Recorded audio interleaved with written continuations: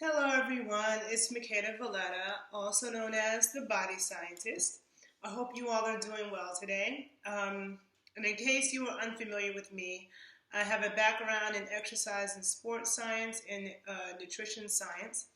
I graduated from the University of Delaware, and then I went on to complete a couple of years at Teachers College, Columbia University, and a graduate program in applied physiology and nutrition education. Okay. And as I've explained in previous videos, the graduate program that I was in at Teachers College at Columbia University was the only graduate program, the only nutrition program in the country that did not take money from the food industry, okay? All of the nutrition programs in the United States are funded by the food companies. The same way all of the medical programs are funded by the drug companies. So you know that means that what you learn is tainted, okay?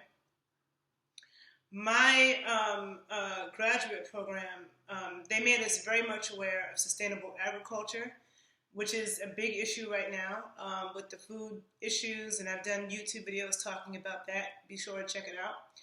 But the issues with all these meat plants shutting down, all that's coming from the commercial food industry, which is something I have spoken against for years. Ever since 2003, when I started my graduate program and became aware of global food issues and all of the things that the commercial food industry was doing to the food, I have done my very best to avoid commercial food, okay? And this is the reason why cooking is going to be really important, because most restaurants, unless they have a farm-to-table theme, okay, most restaurants are using food from the commercial food industry. So you're getting produce, meat, and milk, and everything that's coming from sick animals, is coming from sick overworked animals. It's not the same, they don't have the same nutritional value as meat and milk and eggs from healthy animals who ate their natural diet. Or eating produce from soil that was, eating produce that was grown in fertile soil. And there's a difference. And also how you prepare your foods, the fats you use to cook with your foods.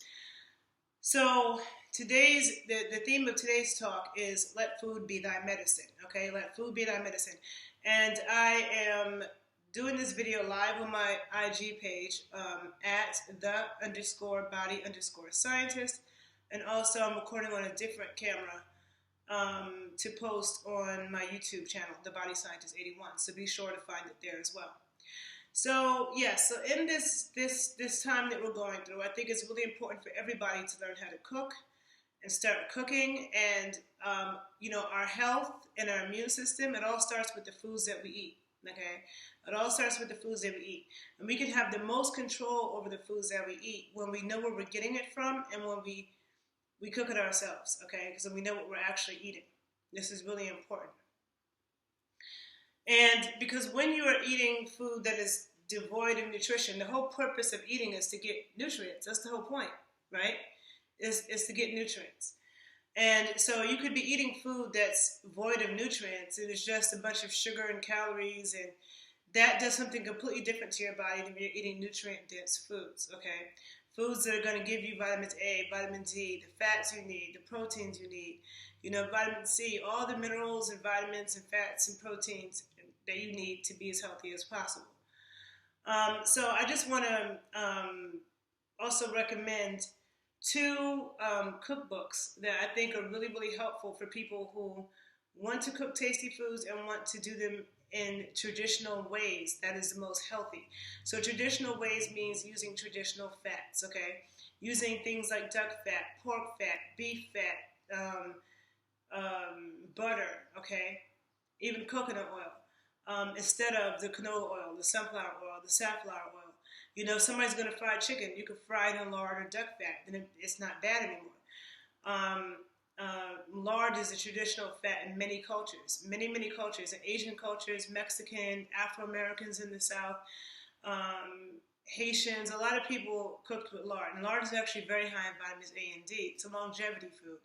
And I will be doing a whole other video just about the virtues of pork fat and pork, because when you're eating pork from healthy pigs, it's actually very, very good for you. And so that also broths, every culture ate a lot of broth, and we should be consuming broth every day. especially if you do not consume raw dairy, because broth is also a good source of calcium, readily available, just as raw dairy is. But broth is super important for your immune system, super important for your gut. It's super important for extracting nutrients out of your food. Okay, traditional people didn't even eat meat without eating broth. Okay, broth and meat. Bones was a part of it. The skin, the bones, the cartilage, all of that. When you're just and the organ meats. When you're just eating lean meat, okay, just lean meat with no fat, no bones, no skin, no organ meats, that's actually not good for you. And no indigenous people, no traditional peoples did that. So I personally am not a fan of organ meat, but some people who do like it definitely eat it, get the best that you can. And people who are willing to try to cook organ meat, there's ways you can incorporate it into your meals. Like you could try, some people try to take ground up heart and put it in ground beef and put it in a burger if they really can't stomach eating heart. There's a lot of methods for cooking liver in ways that's supposed to be more palatable. And one cookbook that I really recommend is Nourishing Traditions. Okay, this one right here, Nourishing Traditions. You see, by Sally Fallon. This book is Nourishing Traditions, the cookbook that challenges politically correct nutrition and the diet dictocrats. Not only is this a very good book with really good recipes made in traditional methods with traditional fats, with broths and fermented dairy and organ meats and things, but there's also tons of research in this book, okay, about the medicinal properties of food, of animal fats, of broth, all throughout the world, okay. So this constant, you will learn a lot from this book too, is also very educational. And I have a picture of it on my YouTube page, but there's all kinds of soups in here because, one of the ways, like in general, I'm into eating good quality foods, but if I'm sick or if I, really want to boost my immune system, you can cook with fresh herbs, cook with lots of garlic, start cooking with coconut milk and coconut oil because the fats in coconut, lauric acid, is super antimicrobial, antiviral. And so it's good to just do this on a regular basis, but especially at times when you really want to boost your immune system. Also, cooking with lots of broth, so all kinds of soups. There's all kinds of soups and stuff. Like I've been making soups with chicken broth or fish broth and coconut milk, okay? So this book has a lot of soup recipes and sauces and marinades, how to make stocks, how to ferment your fruits and vegetables. Because fruits and vegetables, if they're eaten raw, they should be fermented. We want to have fermented foods all the time, and it's really good to ferment your fruits and veggies. So you can just add like fermented sauerkraut or Haitian pickles or kimchi, adding that to the side of your plate just to make your food that much more nutritious and that much more medicinal. Okay, yogurts, hard cheeses, sour creams, those are all also very medicinal. So I showed you this book, Nourishing Traditions. And this other book is called Nourishing Broth, okay? Nourishing Broth. And this book is also by Sally Fallon and then a woman named Kayla Daniel, PhD. And this book goes really into why broth, the science of why broth is critical for your immune system, your digestive health, people with bone problems, people with cancer, and sports and fitness, okay? And Kobe Bryant apparently used to always talk about how he drank a lot of bone broth. Bone broth is critical for your bones, the integrity of your bones, your skin, your immune system, your gut. Serious, okay? And so this book has a lot of recipes too from out the world, different kinds of soups and also ways of making broth and stock, and a lot of science in here as well. So these are definitely two books that I recommend starting with if you're not used to cooking or you want to know how to cook with better ingredients, because a lot of cookbooks out there will tell you use canola oil, use all this other crap, okay? And if you follow my other videos, you'll understand why these fats are not good. Below this YouTube video, I'll post some links for you guys to look at. I always like to post other references so you can go do your research and look at people who know what they're talking about. So I will post some links. So I will post some links below. But remember, I've done some videos on how vitamin D, the role that vitamin D plays in our immune system, the role that vitamin A plays in our immune system. We have vitamin C, there's zinc, all of these things. And where do we get these things? From food, okay? And mostly animal foods. Vitamin C is also very high in raw milk. Vitamin C is also very high in organ meats, okay? And fermented fruits and veggies. So it's in the traditional foods, okay? And a lot of people will say that we're living longer now than we ever have before. That is a total lie. The archaeological and anthropological research show that we are sicker now than we've ever been.